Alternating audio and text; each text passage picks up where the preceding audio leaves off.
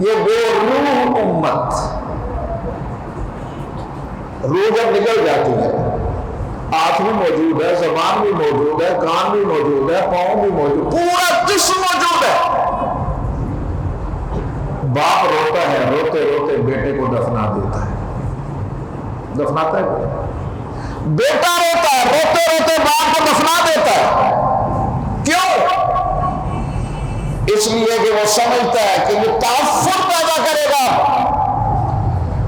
اس کو مٹی کے اندر دبا دو۔ میرے دوستو، اگر جسم بے روح ہو جائے تو اس کا آپ اس کا وجود زمین پہ برداشت نہیں کرتا، تو اگر یہ امت بے روح ہو جائے تو اس کا بوجھ زمین کتنا عرصہ برداشت کرے گی؟ اس کا بوجھ کتنا عرصہ برداشت کرے گی؟ نہ جانے کون سا طوفان، نہ جانے کون سا بوجھان، نہ جانے کون سا زلزلہ اس کمزور اور اس بے جان امت کا وجود ہی نہ مٹا دے۔ اس لیے میرے عظمتوں والے رب نے عظمتوں والی کتاب میں ارشاد فرمایا، اعوذ باللہ من الشیطان الرجیم، بسم اللہ الرحمن الرحیم،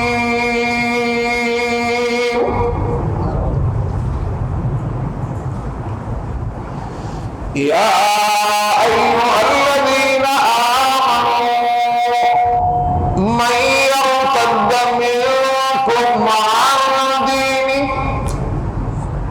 فسوف یأتی اللہ بہ قوما یحبهم ویحبونہ اذلۃ علی المؤمنین اعزۃ علی الکافرین یجاہدون فی سبیل اللہ ولا يخافون لومة لائم ذلك فضل اللہ یؤتیہ من یشاء واللہ واسع علیم۔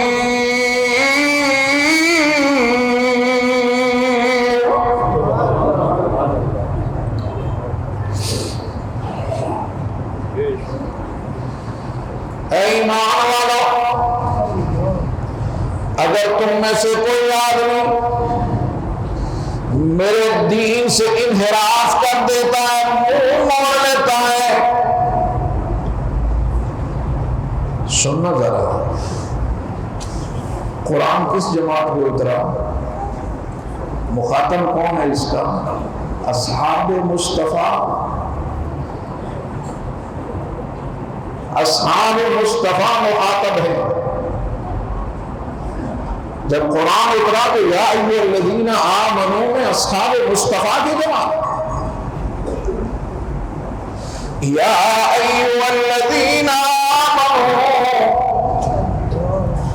اے میرے محبوب کے یارو تم بھی سن لو، من یرتد منکم عن دینہ، جس نے بھی اپنے دین سے انحراف کر لیا، دین کا نقصان نہیں ہوگا، تمہارا نام و نشان مٹ جائے گا، تمہارا نام و نشان مٹ جائے گا۔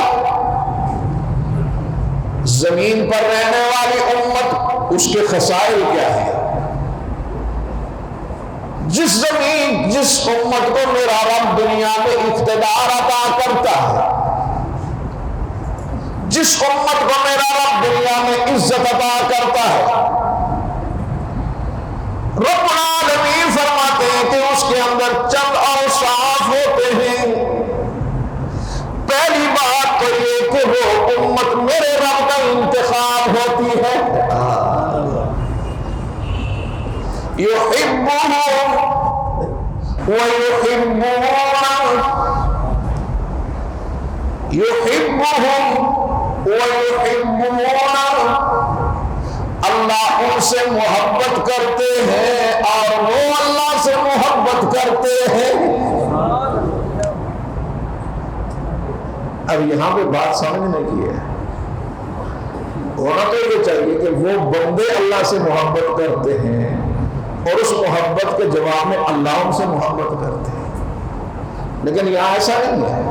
یہاں پہلے یہ ہے یحبہم، یہ پہلے ہے، اللہ ان سے محبت کرتے ہیں اور کرتے رہیں گے،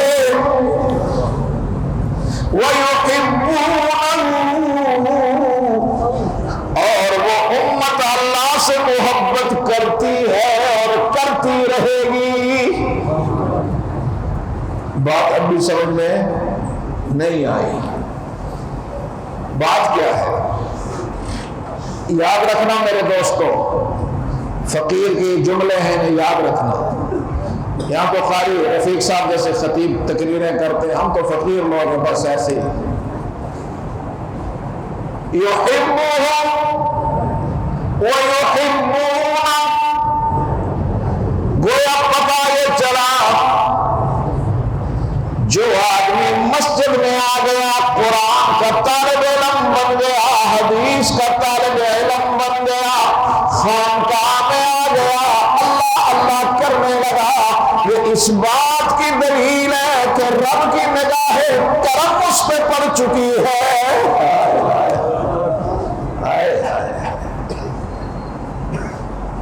اس پہ رب کی نگاہ کرم پڑی ہے، تو پھر اس کے دل میں اللہ کی محبت پیدا ہو گئی ہے۔ یہ اس کے کرم کی دلیل ہے، یہ اس کے فضل کی دلیل ہے۔ مسجد میں آنے والا، اللہ اللہ کرنے والا پریشان اور مضطرب نہ ہو، وہ پریشان اور مضطرب نہ ہو، وہ یہ سمجھے کہ میں اللہ اللہ کر رہا ہوں تو اس کا مطلب یہ کہ میرا رب میرے ساتھ محبت کر رہا ہے۔ وہ کرتا ہے محبت تو تب، آئے ہائے صاحب یہ رسول ہے۔ شکریہ۔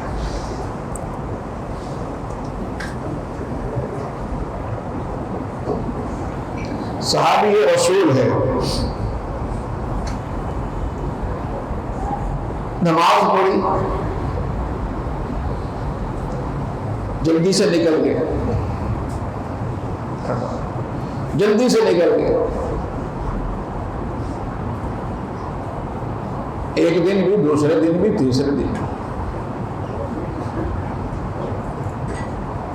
تو نبی علیہ الصلوۃ والسلام کو یہ عجیب سا لگا کہ جو ہی نماز ہوتی ہے یہ بندہ اٹھ کے جاتا ہے، خیریت ہے، کیا مسئلہ؟ بلایا ادھر کیا مسئلہ ہے بھائی؟ نماز ہوتی ہے ایک دم اٹھتے ہو گھر چلے جاتے ہو، کہنا کہ بس ایسے مجبوری ہے۔ نہیں بتاؤ مجبوری ہے، کیا مجبوری ہے؟ ہائے ہائے، کہنے لگا اللہ کے حبیب کس کو کیا بتاؤں، گھر میں یہی ایک چادر ہے، تو یہ میں اوڑھ کے آتا ہوں تو میری بیوی کے اوپر کچھ نہیں ہوتا، تو وہ بستر کی چادر لے کے بیٹھی ہوتی ہے، میں نماز پڑھ کے جاتا ہوں تو میں بستر کی چادر لیتا ہوں، رضائی لیتا ہوں، کمبل لیتا ہوں، پھر یہ چادر اسے دیتا ہوں، تو پھر وہ نماز پڑھتی ہے۔ ہمارے گھر میں کپڑا ایک ہے، ایک کپڑا ہے دو نمازی، ایک کپڑا ہے دو نمازی۔ اللہ کی نعمتوں کے اندر ڈوبے ہوئے ہم لوگ، جب یہ لوگ کھڑے ہوں گے میدان محشر میں، مجھے بتاؤ میں اور آپ کیا کہاں پہ ہوں گے، کس جگہ پہ ہوں گے؟ اللہ کی نعمتیں کھا کھا کر ہمارے دانت گھس گئے اور ناشکری قدم قدم پہ، کس جگہ پہ ہم ہوں گے؟ تو محبوب دو عالم نے فرمایا اچھا یہ بات ہے، آنسو جاری ہو گیا اللہ کے، میرے یار اس سال ایک کپڑا، 2 نمازی۔ گھر چلا گیا، تھوڑی دیر تھی کہ کسی نے اونٹ بھیجا سامان سے لگا ہوا، اس زمانے کا اونٹ ٹرک ہوتا تھا، اس میں کمبل، کپڑے، کھانے کی اشیاء، پورا اونٹ جا کے گھر میں ڈمپ کر دیا۔ بیوی پوچھنے لگی یہ کیا ماجرا ہے، یہ اتنے کپڑے، یہ اتنا سامان کدھر سے آیا؟ ہائے ہائے۔ تو کہنے لگے کہ بھائی آج محبوب دو عالم صلی اللہ علیہ وسلم نے پوچھ لیا تو اب میں جھوٹ تو بول نہیں سکتا تھا، میں نے صورتحال بیان کر دی۔ آج کی بیوی ہوتی تو اٹھ کے ماتھا چومتی، ہاتھ چومتی، صدقے جانا کہ تو نے یہ بات کی تو گھر میں چولہا جلا۔ وہ خاتون اٹھ کے کہنے لگی رب ذوالجلال کی قسم ہے، اگر عورت کے ہاتھ میں طلاق ہوتی آج میں تجھے طلاق دے دیتی۔ میں تو اپنے رب کے ساتھ اسی فقر میں مست ہوں، میں تو اپنے رب کے ساتھ اسی فقر میں مست ہوں۔ آپ نے اس چادر کو میرے ربا، یہ میرے درمیان ایک پردہ تھا، وہ کیوں اٹھا دیا؟ جو قوم اس کیفیت میں ہو کر پوری دنیا میں اپنا لوہا منواتی ہے تو پتہ چلتا ہے وہ صاحب کردار لوگ تھے۔ آج ہم آسودگی کے اندر، اسباب کے اندر گرے ہوئے، اور ہم ایک دن کتبہ اٹھا کر فلسطین آزاد ہو جائے، کتبوں سے نہیں آزاد ہوا کرتا، کتبوں سے نہیں آزاد ہوا کرتا۔ امت غیرت اور حمیت کے اندر ہوتی ہے تب آزادی ملتی ہے۔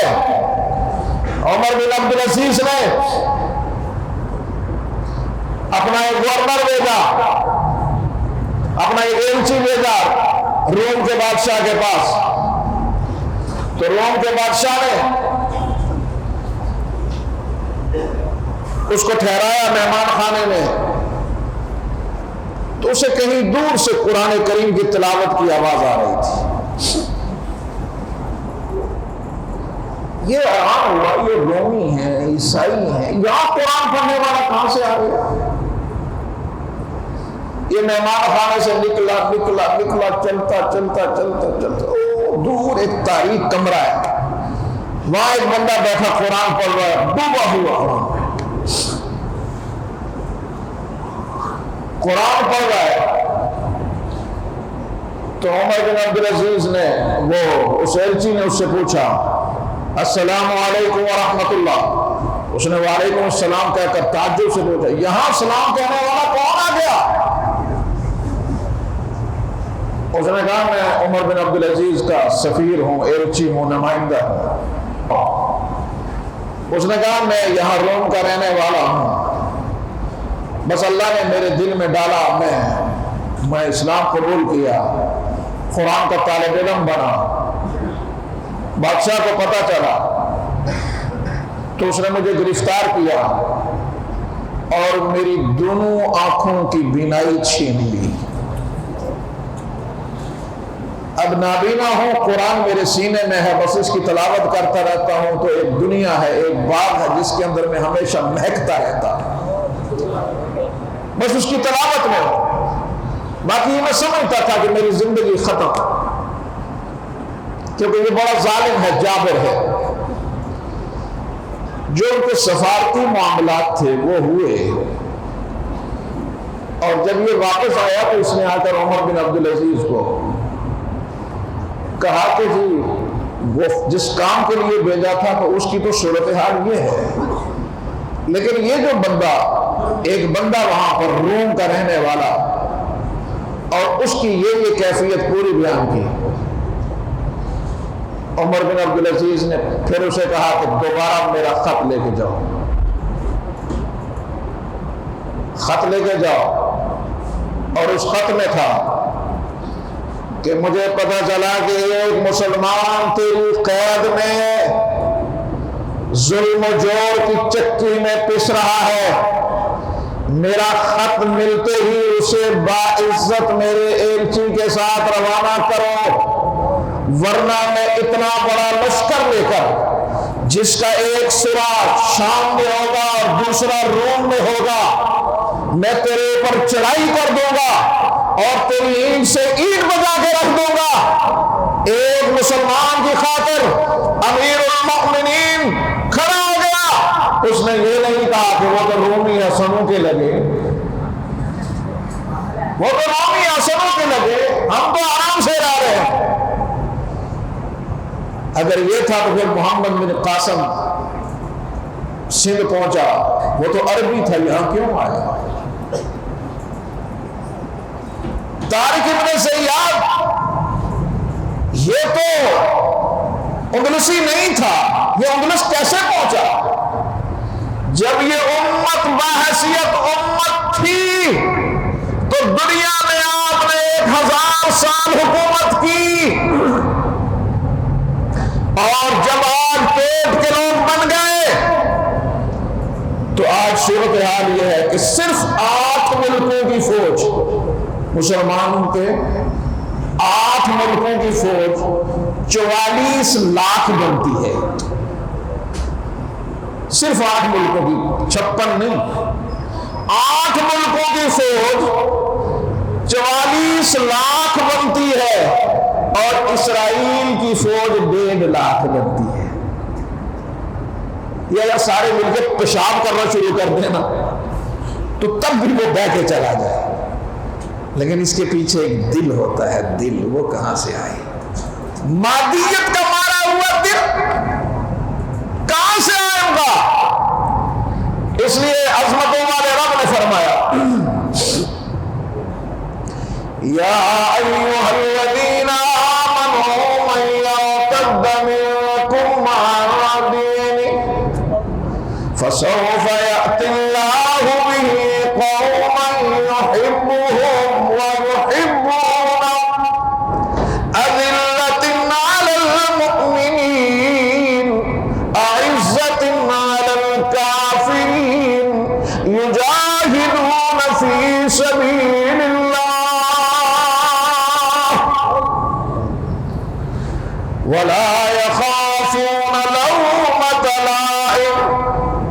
زمین پہ رہنے کے لیے 4 وصف ہوں گے جس امت میں وہ زمین پہ رہے گی۔ مسلمان، یہ کسی سکالر کا نہیں، کسی دانشور کا قول نہیں، کائنات کے رب کا ہے۔ 4 باتیں ہوں گی، اذلۃ علی المؤمنین، وہ مسلمان زمین پہ قائم رہیں گے جو اپنے بھائیوں مومنوں کے لیے، مسلمانوں کے لیے بڑے نرم دل ہوں گے۔ اعزۃ علی الکافرین، اور کافروں کے لیے بڑے سخت۔ یہ پہلا وصف ہے۔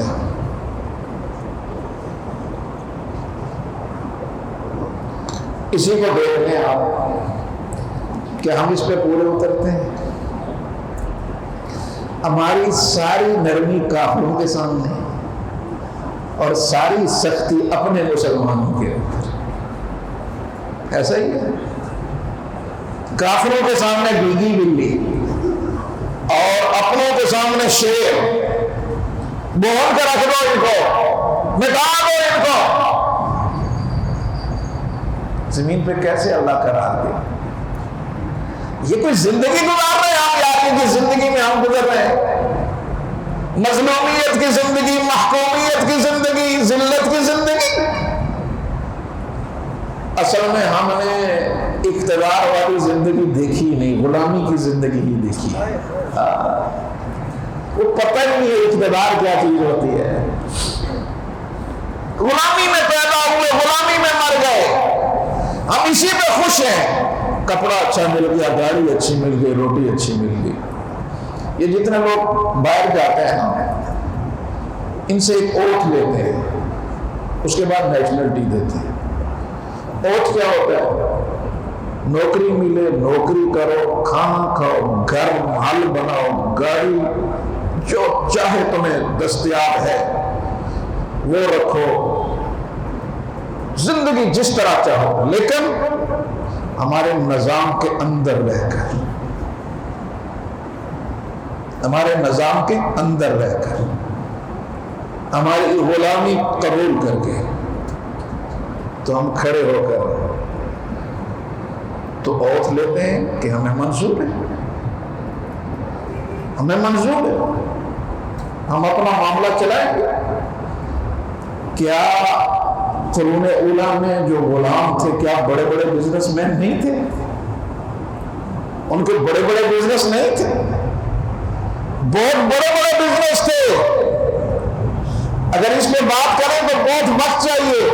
غلام بزنس مین بڑے بڑے، لیکن کہتے تھے ان کو یہ غلام ہے، کہتے تھے غلام ہے. آج ہم بظاہر تو آزاد ہیں لیکن حقیقی معنوں میں ہم غلام ہیں.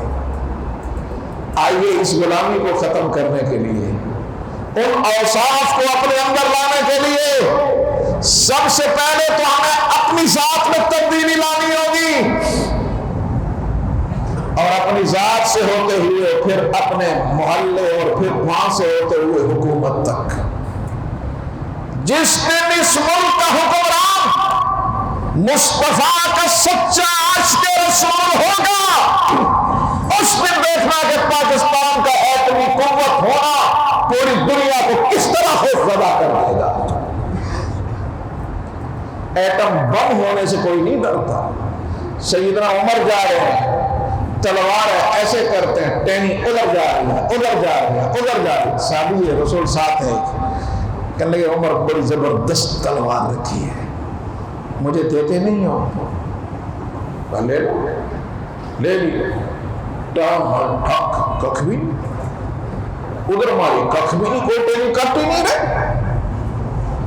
کہ یہ کیا ہے امیر المومنین، آپ یوں کرتے تھے، یوں کرتے تھے، ٹہنیاں کٹتی جاتی تھی، میں پوری زور سے مار رہا ہوں، نہیں کٹ رہی ہے.